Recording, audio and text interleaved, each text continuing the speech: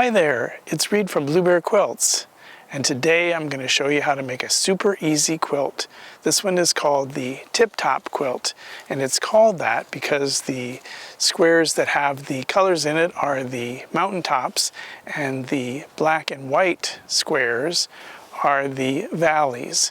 So this is a super easy quilt to make. It's made by sewing strips together, and then the strips are subcut into smaller sections and then sewn back together. So this is super easy. Be sure to follow along with me in today's video, and I'll show you how to make the Tip Top quilt.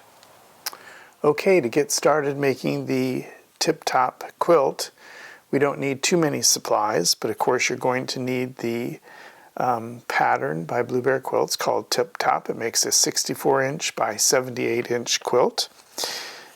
You're going to need a jelly roll that contains at least 30 different color strips. This one is Vertex by QT Fabrics, and it contains 42 strips in this roll, and I believe there will be at least 30 different colors in the roll. And we'll open that in just a little bit. You're also going to need a light gray fabric, a dark gray fabric, and a white fabric. Some other things that will come in handy will be a rotary cutter, like this fantastic one from Quilters Select. I love it because it has, it's weighted, and so it has a nice weight to it, and it fits in your hand really nice. Snips may come in handy. Some pins may be useful. And a straight edge ruler for cutting will be useful, like this particular one, which is a quick trim and circle ruler from Creative Grids. So those are the supplies that you will need to make this quilt. Now we're going to open up this jelly roll and take a look at it. It's always so satisfying to open up a new jelly roll and take a look at all the wonderful fabrics that are in there. Now this one has a pinked edge, made with a pink, like the type that's made with a pinking shears, has those little V's along the edge, and I'm going to show you like how you line that up with a straight edge piece in order to get your accurate 1/4 inch with those pieces. So we're going to take this ribbon off. I just love opening up a new jelly roll, or a strip roll as they may call it. It's just so satisfying. There we go. Alright, so there's so many, it's like hard to find where the beginning is. They just keep going. I'm not sure that's the beginning either. It might be close though. So here we go. We've got all these wonderful colors in here. There's teals and light blues and dark greens and medium greens and light greens, blue and dark blue and a royal blue, kind of a Dutch blue, really light blues, some more greens, yellows, oranges, reds, some pinks, some purples, dark purples. I think there might be more if I flip this over. No, I think we might have covered them all. But so those are the colors that we're going to be using to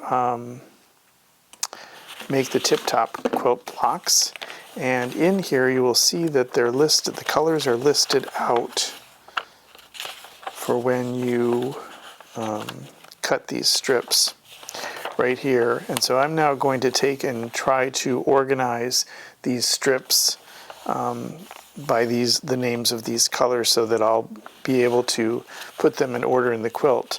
Like later it tells you this is the order that they are in the quilt. It goes from the top left to right and top to bottom.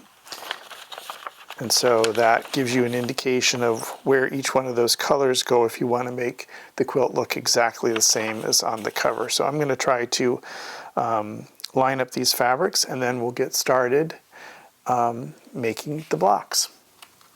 So here they are, the 30 different colors and 30 different strips. And I matched them as best I could to the picture on the front of the cover and the description that's listed on page 5 of the cutting instructions. So the first one says ruby, and this looks like ruby to me, and when I look at that picture it looks pretty good. The second one is blue, and that looks pretty much like that blue. So I followed the description and the pictures the best I could to line up the colors, and I'm going to keep these in order so that it'll be easy later to put the quilt together, because they go in this order: 1, 2, 3, 4, 5, 6, 7, 8, 9, 10, like that, and it just keeps going to the bottom of the quilt. So if I keep these in order, I'll know which of these colors go in what places, because that's going to be important to have like a well-balanced looking quilt, is to have your colors be somewhat close to the colors on the cover. So if you wanted to be real exact about it, you could go to the QT website and look up this particular line of fabric called Vertex and actually match your strips up to the colors that you would see on their website. But I didn't feel that was necessary. I think I've gotten the colors fairly close, and then these ended up being the ones that I did not end up using. They're beautiful too, so if you wanted to substitute some of these instead, you certainly could. So I think this is going to create a really beautiful quilt. And now that I've got the colors all sorted out, we'll start making the blocks. Okay, the first block that we're going to get started on is called the top block. And in order to make that, we sew strips of white to the various colors. And as I told you before, when you're sewing one that has a pinked edge and a strip that does not, because the white strips were cut with a regular rotary cutter, you basically line up the edge of the non-pinked fabric so that it's in the valley where these little V's are. It should be in the valley on basically both sides. So you can see the edge of the fabric is riding right next to the valley.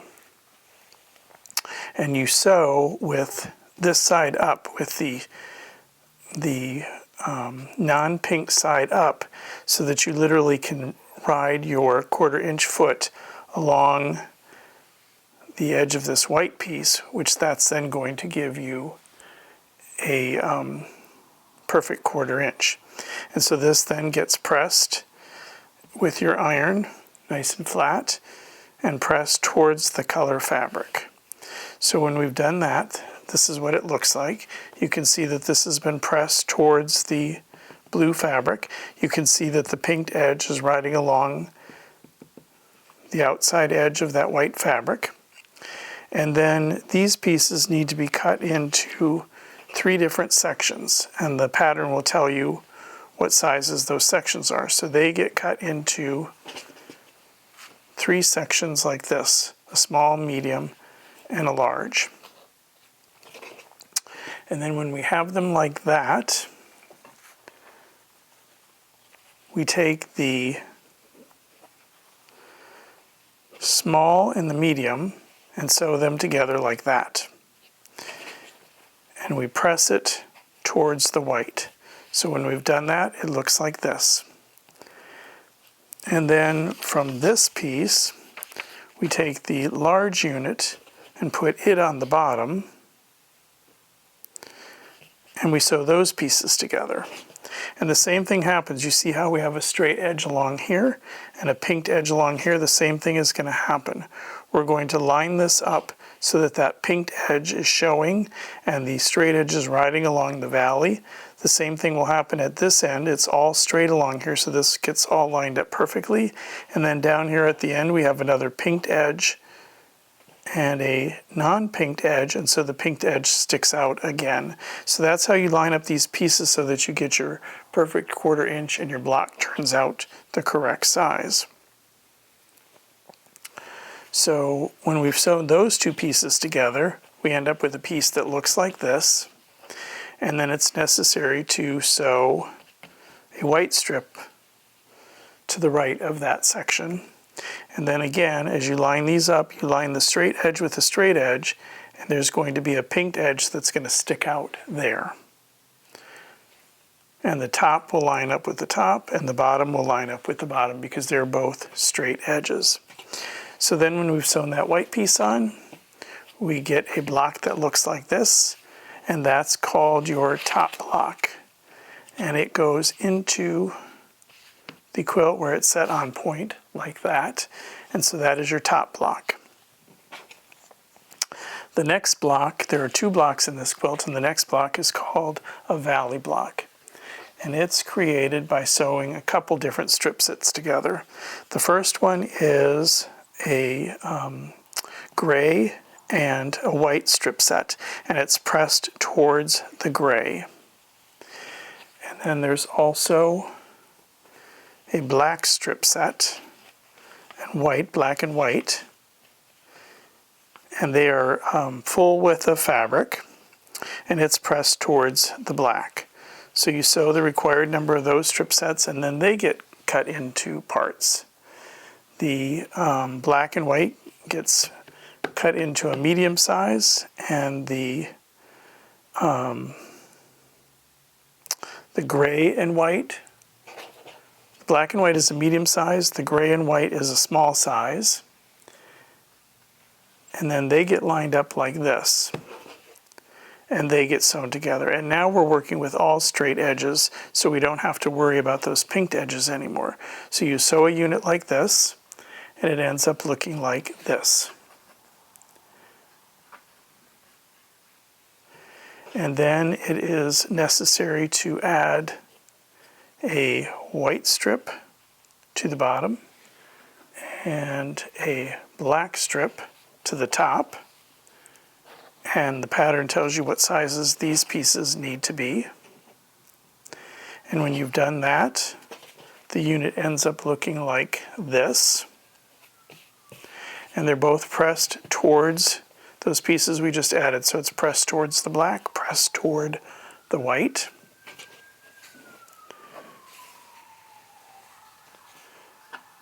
And then we add another strip to the right of that. And so that, and again, it's all straight edges, so everything is going to line up nicely. So right along there, a 1/4 inch, and press this toward the white. I just want to double check that, but I'm pretty sure that one gets pressed towards the white. Yes, it does. So in the other one, it got pressed towards the color fabric. That's the last strip, and then this one gets pressed towards the white strip. And so when we've sewn that white strip on, we end up with a block that looks like this. It is the valley block, and it goes in the quilt like this. And it's also set on point, and it's called the valley block because it is creating a valley right here.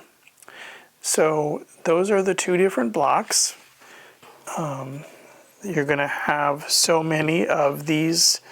I can tell you how many. You're going to have 20 of these valley blocks, and you're going to have, I think it's 30 of the top blocks, and they are, of course, are made with all of these colorful strip sets. So I'm going to go ahead and keep making these blocks, and then when I've got them all done, I'll come back and I'll show you how we lay out the quilt to sew the blocks together in rows. Okay, I have the blocks all laid out for the tip-top quilt. The top blocks are with the square facing down, and the valley blocks, which are the black and white and gray ones, are with the gray square facing up. And so you set these on point, and what that means is their point to point is facing up towards the top of the quilt. Normally a block is set like that, square, but in this quilt they're set on point, so they're laid out like that. And you'll notice that they alternate in rows, diagonal rows between the top blocks and the valley blocks. And then I sew them together in diagonal rows. So I've started with this one, and then this one, and this one, and you just keep sewing the rows together like that. And they start and end with these setting blocks. And I'll show you how you sew those on in just a second. So as you're sewing the rows together, when you press them, you're going to press the first row towards the top of the quilt. Then you're going to press the second row towards the bottom of the quilt, the third row towards the top of the quilt. And what that does is it will allow these seams where the intersections are to nest together.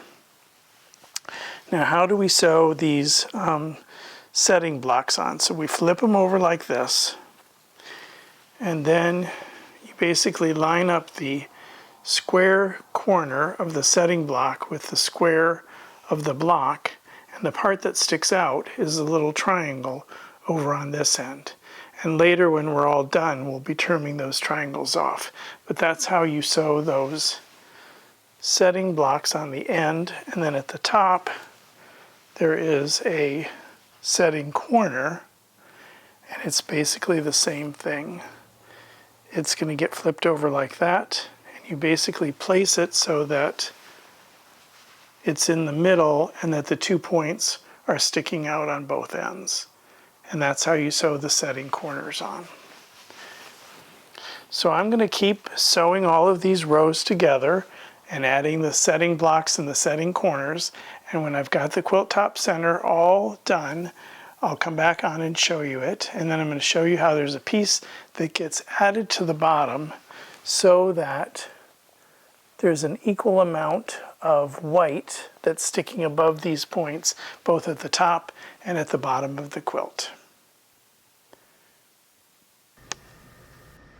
When you sew on the setting corners and the setting triangles, which I think before I referred to these as setting blocks, but they're actually called setting triangles, you end up with these little points that stick out, and those need to be trimmed off. So you could wait until the entire quilt is put together and then trim them all, but I have a smaller cutting surface here, and so I think it will be easier to do them as I've sewn a couple rows together. So basically what needs to be done is you're going to take your ruler and you have to make sure that your 1/4 inch line is right at that point, right where that intersection is. And so I'm going to take and put this over here. There's the 1/4 inch line. I'm going to make sure that it's past that.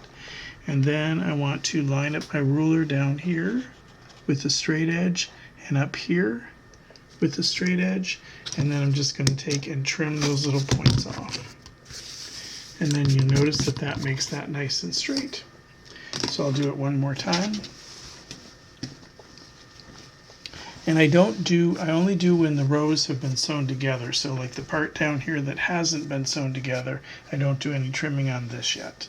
It's only on the parts where several rows have been sewn together. So again, we want to make sure that our 1/4 inch is past that point right there. So I take the ruler, put the 1/4 inch line on there, line up the top up here with the straight edge, and down here with the straight edge. And now I'm going to trim that off. Except I think I got it lined up just a little bit better here. And then I'm going to trim that off. And there we go. And then I'll do it one more time. There's one more row that's been sewn together right here. So again, we have to be a 1/4 inch outside of that point right there. I'm going to take my straight edge and put the 1/4 inch line past that. And then I'm going to line up with the straight edge up here and the straight edge down at the bottom. And then I'm going to trim those points off. And then when I sew this piece to the next piece, then I'll be trimming these points off. So you just do that until you have the whole quilt sewn together, the whole quilt top. And that's how you trim off the points when you add your setting triangles, and at the corners, your setting corners. Now that the quilt top is all sewn together, it's necessary to add a white strip to the bottom of the quilt, like you see laying here next to the bottom of the quilt top. The reason that's necessary is if we look at the top, you can see that there's some extra white space above the tops of the colored mountain tops. So in order to have the quilt be symmetrical, we need to add this strip on the bottom, which will make it look like the top of the quilt. So this is almost the same as adding a border, an inner border, outer border. So it's necessary to measure the quilt top in 3 different places. You can see I have a yellow tape measure here on the bottom of the quilt, so I'm going to take 1 measurement there. Then I'll take 1 measurement halfway up the quilt, and then I'll take 1 measurement at the top. And the average of those 3 measurements are what are the size that I should make this white strip. And you can see that I've cut it to the size that the pattern says, but it's actually a little bit long, so it's possible that my sewing is off a little bit in some places, and that's why it's necessary to take those 3 measurements. So I'm going to go ahead and take those 3 measurements, add the 3 together and divide it by 3 to get the average, and then I will sew that white strip on, and then I'll be back to show you putting on the inner gray border. So now I have the inner gray border added to the quilt top. Excuse me, and I did that the same way as adding this large white piece on the bottom. Excuse me.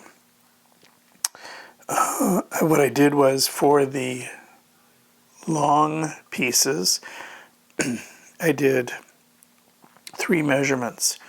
1 over here on the left side, 1 in the middle, and 1 over on the right side, and took the average of those 3 measurements, and then that's how long I made the left and right inner border strips. And then for the top, I measured this way, along the bottom, along the middle, and along the top, and took the average of those 3 measurements, and that's how long I made the upper and lower inner border pieces. So next I'll be adding the outer border, which is going to be white, and I'll show you how I miter those pieces so that if you have print fabrics and you want it to look better, you should miter those border pieces. So I'll show you an easy way that I miter those pieces. Okay, so when we want to create mitered boarding strips, the first thing that we want to do is we want to trim up the ends of our pieces. I'm going to just take and trim those up like that. Okay, and then I'm going to take and rotate them like this. And I'm using what's called the quick trim and circle ruler. And this ruler has lines like this that are at a 45-degree angle that will help us create the miters that we need on these border strips. So I have all of the pieces right side up in order to make them match up with each other. And this technique comes in really handy for busy prints that you don't want to look like you've joined together. Like if you do a straight join, it's going to show, but a mitered one will be less likely to show. Now for this particular quilt, I happen to be using white, which it doesn't matter as much, but I'm still going to show you the technique. So I take and line up this white line along the left edge of the fabric like that. So there's the white line. I line it up along the edge of the fabric, and then this 1/4 inch line needs to be in that upper right hand corner. So we have the white line along here, the 1/4 inch line right in that corner. So that's all lined up, and then I take and trim that off. Okay, and so we get a nice 45-degree angle like that. So the way these pieces go together is you take the top one and match it up like this. If it goes like this, that's correct. And then you know how normally when you're doing this, they go at 45-degree angles. Well, this, because it's been cut with the dog ears already taken off, it lines up super easy. So you match that to that, and that to that, and then you sew a 1/4 inch along there, and I'll show you what that looks like. So here's one where I've sewn the 1/4 inch. So from that point to, there's a point on the other side here, to that point is where you sew. And then when you press it, you end up with a perfectly even, nicely matched border strip. And when you do it this way, where you take the two pieces and put them, I don't know how to describe that, at a right angle to each other, sometimes you don't get it quite right, but with this method it turns out perfect almost every time. So let me show you what the piece looks like once I've pressed it. So the join is right here, and so that's what it looks like. And you barely notice that. And so that's why these 45-degree miter joins and borders come in so handy.